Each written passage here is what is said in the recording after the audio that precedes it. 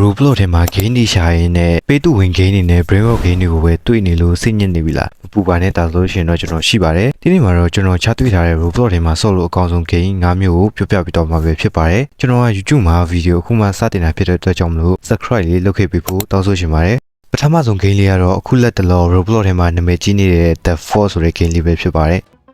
စလာတာနဲ့ကိုကဘယ်မျိုးနွယ်စုကလဲဆိုတာတိဖို့အတွက် random 3ချိန်ပေးလိုက်ထားတယ်။အဲ့ဒီအများကြီးထဲမှာအဝါရောင်နဲ့အနီရောင်ဖြစ်တဲ့ legendary နဲ့ mythic ကတော့အကောင်းဆုံးလို့ပြောလို့ရတယ်။ပထမဆုံး2ချိန်မှာတော့ကျွန်တော် human နဲ့ goblin ဆိုပြီးတော့ကောင်းတဲ့ဟာတစ်ခုမှမရဘူး။နောက်ဆုံးချိန်တော့ကန်ကောင်းပြီးတော့ legendary ရသွားပေမဲ့ minotaur ဆိုတဲ့မမရဲ့မောင်လေးမျိုးနွယ်စုကိုရလိုက်တာပါ။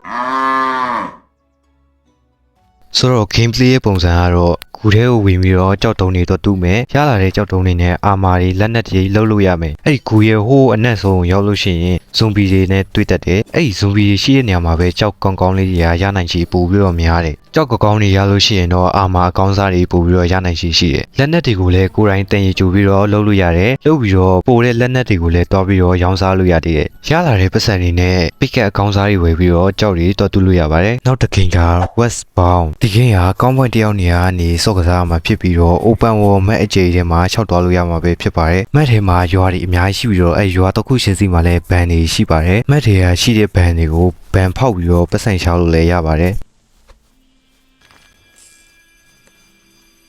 ဘန်ဖောက်တာအရင်တော့မလွယ်ဘူးဘန်ဖောက်တဲ့ကောင်တွေကိုလိုက်တက်တဲ့ကောင်တွေကလည်းတက်တက်ကိုရှိတယ်ဘန်ဖောက်ပြီးတော့လည်းပတ်စံချလို့ရတယ်လို့ဘန်ဖောက်တဲ့ကောင်တွေကိုလည်းလိုက်တက်ပြီးတော့ပတ်စံချလို့ရပါတယ်အဲ့လိုမျိုးတွေပတ်စံမချဘဲနဲ့ရိုးရိုးတသားပတ်စံချလို့လည်းရပါတယ်အမဲလိုက်ပြီးတော့ရလာတဲ့တရေတွေကိုရောင်းစားပြီးတော့ရှာရရဲ့ကြောက်တုံးတွေတူးပြီးတော့ရလာတဲ့ကြောက်တွေကိုရောင်းစားပြီးတော့လည်းပတ်စံချလို့ရပါတယ်ရလာတဲ့ပတ်စံတွေနဲ့လက်နက်တွေဝယ်လို့ရတယ်လို့ဝစ်စုံတွေကိုလည်းဝယ်လို့ရပါတယ်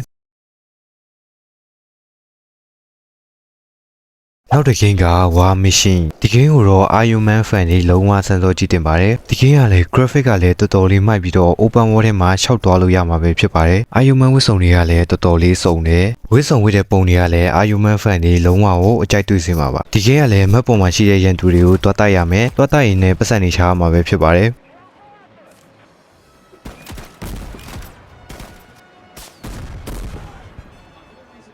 ရလာတဲ့ပတ်စံတွေနဲ့ဝစ်စုံအစ်စ်တွေကိုမဲဖောက်ရမှာပဲဖြစ်ပါတယ်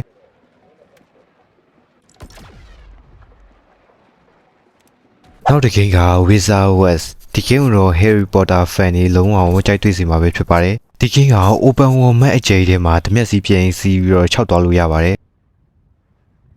မြေပုံပေါ်မှာရှိတဲ့ရန်သူတွေကိုတိုက်ခိုက်ပြီးတော့ item တွေနဲ့ပတ်စံတွေရမှာပဲဖြစ်ပါတယ်